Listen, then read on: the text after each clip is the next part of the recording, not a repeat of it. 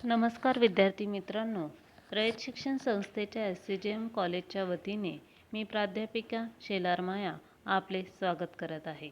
मागील लेक्चरमध्ये आपण TY-BCOMचा प्रकरण नंबर 1 जाहिरातीचे मूलतत्वे आणि जाहिरात माध्यमे यामधील जाहिरातीचा अर्थ, व्याख्या आणि स्वरूप यांचा अभ्यास केलेला आहे. तर आपण पुढील लेक्चरमध्ये जाहिरातीची व्याप्ती आणि जाहिरातीचे उद्दिष्टे यांचा अभ्यास करणार आहोत. तत्पूर्वी माझ्या चॅनलला सबस्क्राईब करा, लाईक करा, व्हिडिओ शेअर करा. तसेच पुढील लेक्चर अपडेटसाठी नोटिफिकेशन आयकॉनला क्लिक करा. कमेंट बॉक्समध्ये तुम्ही नावासहित कमेंट करा. जाहिरातीची व्याप्ती. जाहिरात संकल्पनेत अनेकविध क्रिया समाविष्ट असतात. काही विशिष्ट क्रिया अर्थातच त्यात येत नाही. समाविष्ट क्रियांचा विचार केल्याने जाहिरात संकल्पनेची व्याप्ती लक्षात येते. आता ही व्याप्ती कोणत्या घटकांथ्रू आपल्या लक्षात येते हे आपण पुढे बघणार आहोत. 1. माध्यमांची निवड. सध्याच्या आणि संभाव्य ग्राहकांमध्ये विक्रीला चालना देण्याच्या दृष्टीने माध्यमांची निवड केली जाते. म्हणजेच माध्यमांची निवड ही जाहिरात व्यवसायातील एक प्रक्रिया आहे. जाहिरात व्यवसायातील सर्वात महत्त्वाची प्रक्रिया म्हणजे माध्यमांची निवड. माध्यम जर नसेल तर आपण जाहिरात करू शकत नाही. म्हणून सध्याच्या आणि संभाव्य ग्राहकांमध्ये विक्रीला जर चालना द्यायची असेल, विक्रीच्या दृष्टीने जर विचार करायचा असेल, माध्यमांची निवड करणे अतिशय महत्त्वाचे आहे. आपण जाहिरात करण्यासाठी कोणते माध्यम वापरतो, हे माध्यम कसे आहे, त्याची व्याप्ती कुठपर्यंत आहे, या गोष्टींचा विचार यामध्ये केला जातो. म्हणून ही एक व्यवसायातील एक महत्त्वाची प्रक्रिया आहे. दुसरा पॉईंट येतो संदेश. संदेश. तुम्हाला संदेश या शब्दाचा अर्थ तर माहीतच आहे. तर विपणन व्यवस्थापनेमध्ये संदेशाचा अर्थ कसा होतो? उत्पादक आणि ग्राहक यांच्यामध्ये उत्पादनाविषयी संदेश वहन करणे महत्त्वाचे असते. ग्राहक व उत्पादक यामध्ये दुवा साधणारी प्रक्रिया म्हणजे जाहिरात. ग्राहक आणि उत्पादक, जो खरेदी करतो आणि जो विक्री करतो, उत्पादन करतो, यामध्ये दोघांमध्ये जो संवाद, जी काही गोष्ट घडते, ती जाहिरात ही अतिशय महत्त्वाचा माध्यम या ठिकाणी आहे. संदेशवहन हा जाहिरातीतील महत्त्वाचा घटक होय. संदेशवहन एकाकडून दुसऱ्याकडे काहीतरी माहिती पोचवणे, एका प्रोडक्टची माहिती दुसऱ्याला पर्यंत जाणे, त्याचे फायदे काय, तोटे काय, ह्या सर्व गोष्टी संदेशात येतात. आणि हा संदेश हा एक दुवा आहे, ह्या दोघांना साधणारा, दोघांमध्ये संवाद साधणारा, ही एक प्रक्रिया घडून आणण्याचे काम संदेश करत असतो. उत्पादक आणि ग्राहक यांच्यामध्ये उत्पादनाविषयी संदेशवहन करणे महत्त्वाचे असते. तिसरा पॉईंट आहे ब्रँडवरील निष्ठा कायम राहणे. ब्रँड सर्वांनाच माहिती आहे. ग्राहकांना एखादा ब्रँड आवडल्यावर त्यावर ग्राहकांची सतत निष्ठा राहावी म्हणून जाहिरात केली जाते. ग्राहकांना आपण उत्तम खरेदी केल्याची खात्री पटवण्यासाठी व ग्राहकांची निष्ठा वाढवण्यासाठी जाहिरातीचा वापर होतो. आजकाल तुम्ही बघत असाल की बजाज, पॅरागॉन चप्पल यासारखे जे ब्रँड ठरलेले आहे, जुन्या लोकांना एक विशिष्ट प्रकारचा ब्रँड आवडतो, कारण त्यांना त्याची क्वालिटी, त्याचे फायदे आणि त्याविषयीची माहिती त्यांना असते. म्हणजे एखादं प्रोडक्ट तयार केल्यानंतर ते ब्रँडेड आहे की नाही, ब्रँडेड असेल तर त्या गोष्टीवर अधिक निष्ठा ही ग्राहकांची असते. कारण त्या गोष्टी संदर्भात असणाऱ्या तक्रारी कमी असतात, तिच्याविषयी लोकप्रियताही जास्त असते आणि ती गोष्ट उत्तम निघते असे लोकांची धारणा झालेली असते. त्यामुळे ब्रँडवरील निष्ठा जर कायम राखायची असेल तर आपल्याला आपलं प्रोडक्ट योग्य प्रकारे जाहिरातीच्या माध्यमातून लोकांपुढे मांडणे आवश्यक असते. 4. व्यावसायिक सहाय्य. जाहिरातीचे अजून एक महत्त्वाचे कार्य म्हणजे व्यापारी, वितरक, ठोक व्यापारी व किरकोळ व्यापारी यांना विक्रय वृद्धीसाठी सहाय्य करणे. जाहिरातीचे अजून एक महत्त्वाचे कार्य म्हणजे बघा कोण सांगितले, व्यापारी, वितरक, ठोक व्यापारी व किरकोळ व्यापारी यांना विक्रय वृद्धीसाठी सहाय्य करणे. जाहिरातीमुळे संस्थेतील कर्मचाऱ्यांची नीती, ध्येय, उत्साह व आत्मविश्वास वाढतो. जाहिरात केल्यामुळे काय होतं की आपल्या वस्तूची माहिती लोकांपर्यंत पोहोचते. व्यापारी, वितरक, ठोक व्यापारी व किरकोळ व्यापारी यांना विक्री करण्यासाठी जाहिरातीचा उपयोग होतो. त्यांना ती मदत होते व्यवसाय करण्यासाठी, व्यवसायामध्ये कुठेतरी ग्रोथ करण्यासाठी, व्यवसायातली एक लोकप्रियता वाढवण्यासाठी जाहिरातीद्वारे लोकांपर्यंत आपले वस्तूची माहिती पोहोचत असते आणि त्यामुळे व्यवसाय करण्यास सहाय्य होते. आपण टी व्हीवरती अनेक जाहिराती बघत असतो. या जाहिराती थ्रू आपल्याला मार्केटमध्ये काय उपलब्ध आहे, त्याचा फायदा काय होतो आणि त्या गोष्ट कशासाठी वापरायची आहे या गोष्टींची माहिती आपल्याला घरपर्यंत पोहोचत असते आणि त्या माहितीच्या आधारावर आपण मार्केटमध्ये जाऊन व्यवसाय विक्री करणाऱ्या व्यापाऱ्यांकडून, वितरक, ठोक व्यापारी व किरकोळ व्यापारी यांच्याकडून वस्तू खरेदी करतो. म्हणून विक्री वृद्धी यातून वाढते, व्यवसायाला मदत होते. 5वा पॉईंट, संस्थेची प्रतिमा उभी करणे. संस्थेची प्रतिमा उभी करणे. कंपनीचे ग्राहक किंवा कंपनीशी संबंधित भागधारक, सरकारी विभाग, पुरवठादार व सर्वसाधारण जनतेमध्ये जाहिरातीमुळे कंपनीची एक प्रतिमा उभी राहते. कुणामुळे? कंपनीचे जे कोणते ग्राहक आहे, कंपनीशी संबंधित जे भागधारक आहे, सरकारी विभाग, पुरवठेदार व सर्वसाधारण जनतेमध्ये जाहिरातीमुळे कंपनीची एक प्रतिमा उभी राहते. संस्थेमध्ये विश्वास, आदर व खात्री वाढवण्यासाठी जाहिरातीचा वापर होतो. संस्थेची प्रतिमा डोळ्यासमोर उभी राहते ती जाहिरातीतून. जाहिरात किती इफेक्टिव्ह आहे याचं महत्त्व तुम्हाला या ठिकाणी लक्षात येईल का एखाद्या कंपनीची लोकप्रियता वाढवण्यासाठी, त्या संस्थेची प्रतिमा उभी करण्यासाठी ही जाहिरात अतिशय महत्त्वाची असते.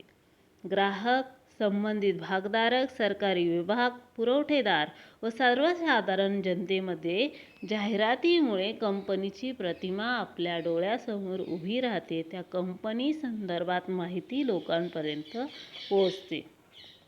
नेक्स्ट पॉईंट आहे नवनिर्मितीच्या क्रिया. जाहिरात करण्यात अनेक नवीन कल्पक क्रियांचा वापर होतो. उदाहरणार्थ, जाहिरातीचा मजकूर लिहिणे, मल्टीमीडिया व ग्राफिक्स, जाहिरात गीतांचे लेखन, संगीत व जाहिरातीतील नृत्य आविष्कार. या नवनिर्मित क्रियांचा तसेच इंटरनेटवर जाहिरात, वेब डिझायनिंग, चित्रकार, व्यंगचित्रकार, मॉडेल्स व प्रसिद्ध व्यक्तींशी समन्वय साधून त्यांच्या जाहिरातीसाठी सहाय्य होते. व्याप्ती बघा, जाहिरातीमुळे नवनिर्मिती क्रियांचा विकास होतो, अनेक लोकांना रोजगार प्राप्त होतो. कोणत्या क्रियांचा समावेश या ठिकाणी होतो? जाहिरातीचा मजकूर राईट डाऊन कसा करावा तोही अतिशय इम्पॉर्टंट आहे. मजकूर लिहिणे महत्त्वाचे आहे. मल्टीमीडिया आणि ग्राफिक्स बद्दल तुम्हाला सर्वांनाच परिचित आहे. जाहिरात गीतांचे लेखन, त्याला एक संगीत असते, त्यामध्ये कुठेतरी नृत्य आविष्कार असतो. या सर्व घटक तसंच इंटरनेटवर जाहिरात, वेब डिझायनिंग करता येते, चित्रकार, व्यंगचित्रकार, प्रसिद्ध व्यक्तींचा त्यामध्ये संवाद, या सर्वांमुळे नवनिर्मितीच्या क्रिया या ठिकाणी साध्य होतात. जाहिरातीच्या व्याप्तीमध्ये 1. माध्यमांची निवड, 2. संदेश, 3. ब्रँडवरील निष्ठा कायम राहणे, 4. व्यावसायिक सहाय्य, 5. संस्थेची प्रतिमा उभी करणे आणि 6. नवनिर्मितीच्या क्रिया. या घटकांचा यामध्ये महत्त्वाचा रोल या ठिकाणी आहे. त्याच्या थ्रू जाहिरातीची व्याप्ती ही वाढत असते आणि व्यवसायाला एक नवीन प्रकारची गती प्राप्त होत असते. पुढे आपण बघणार आहोत जाहिरातीचे उद्दिष्टे.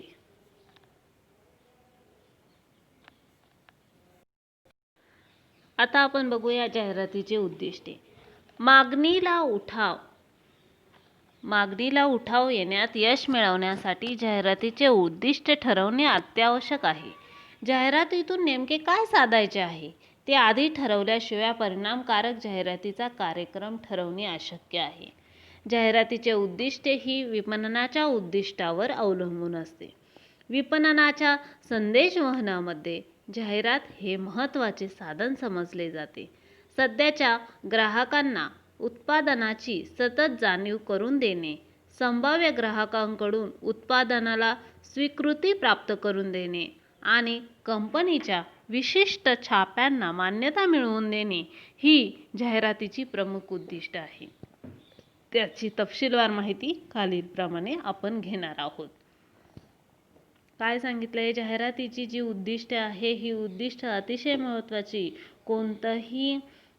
कोणतंही काम असो त्या ठिकाणी उद्दिष्ट असल्याशिवाय ते काम पूर्ण होत नाही. ज्या पद्धतीने आपण एखादी परीक्षा आपल्याला त्यात मेरिटमध्ये यायचं असेल तर किंवा एखादी एक्झाम आपल्याला पास करायची असेल हे आपलं उद्दिष्ट आहे. मग ते पास करण्यासाठी आपण कोणती तयारी करतो, त्या संदर्भात मटेरियल जमा करतो, ह्या गोष्टी अतिशय महत्त्वाच्या आहेत. अभ्यास कसा करतो या गोष्टी या ठिकाणी महत्त्वाच्या आहेत.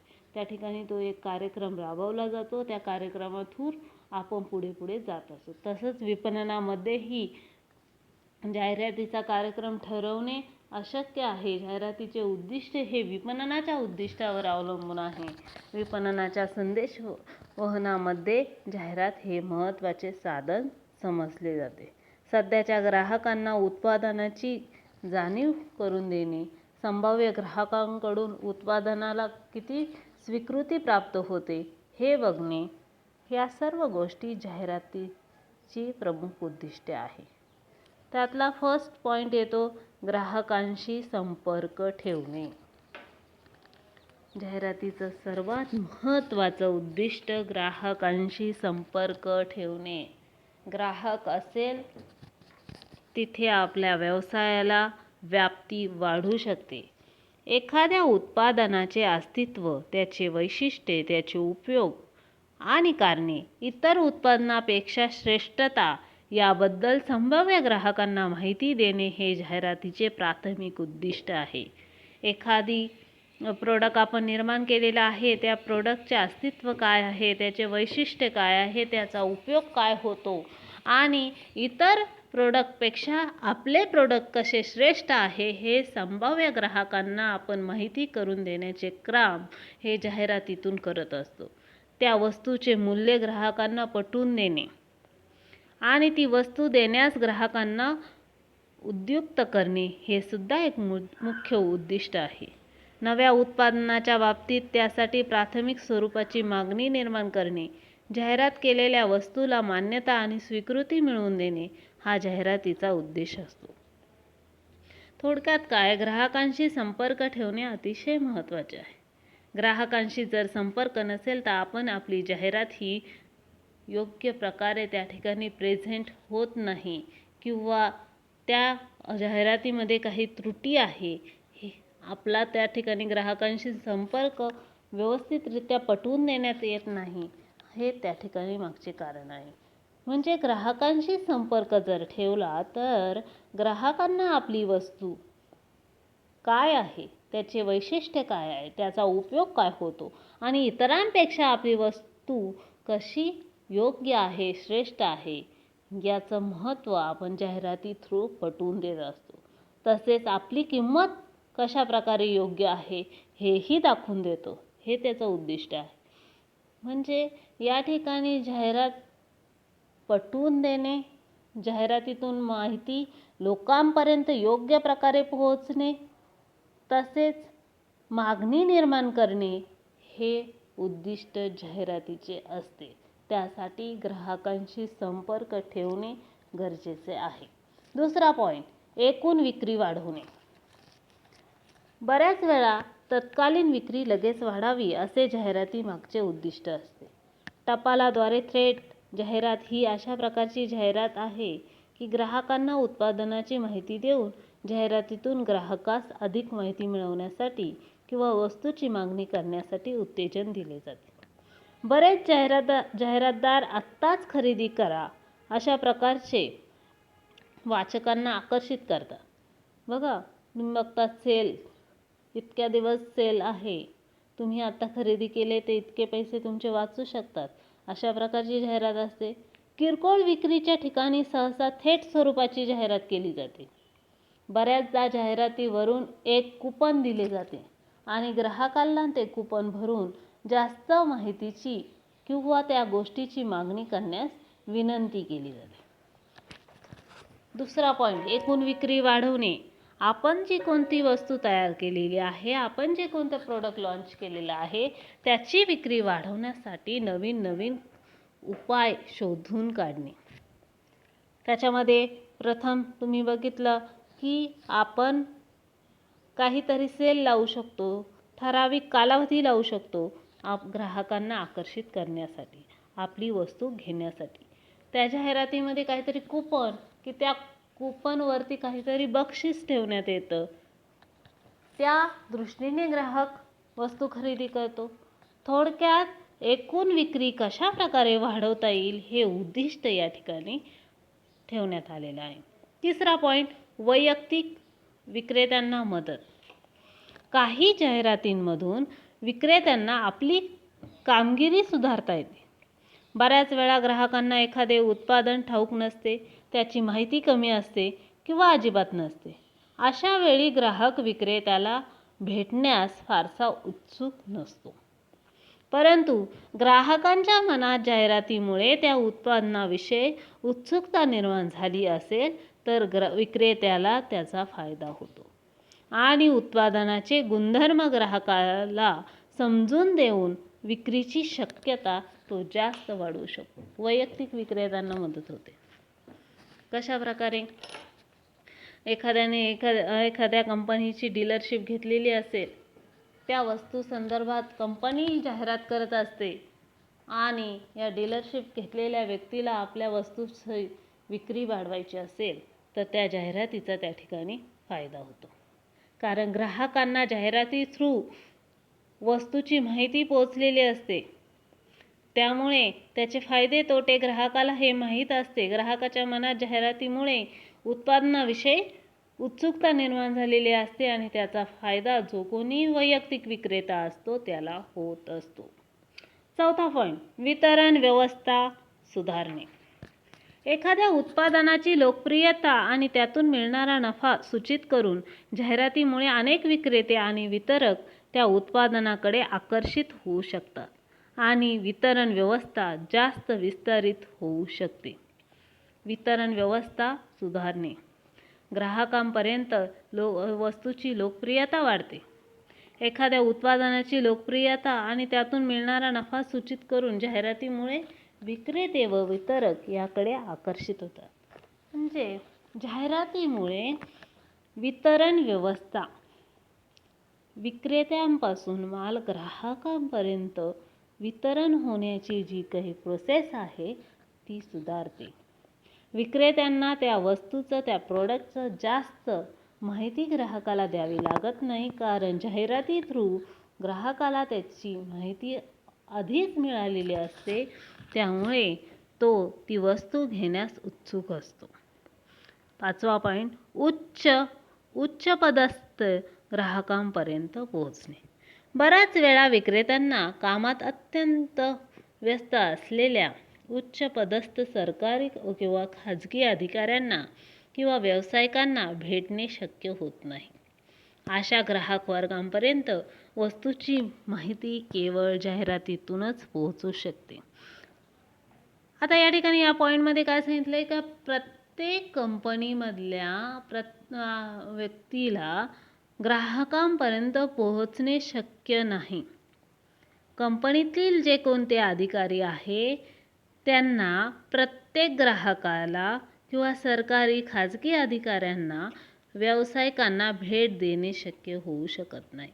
परंतु आपल्या वस्तूची माहिती जाहिरातीद्वारे त्या वस्तूची माहिती आपण पोहोचू शकतो ग्राहक वर्गापर्यंत आणि त्यामुळे या ठिकाणी उच्च पदापर्यंत सुद्धा आपल्या प्रोडक्टची जाहिरात झाल्यानंतर ती माहिती त्या व्यक्तीला असते आणि त्यामुळे तो वस्तू खरेदी करू शकतो.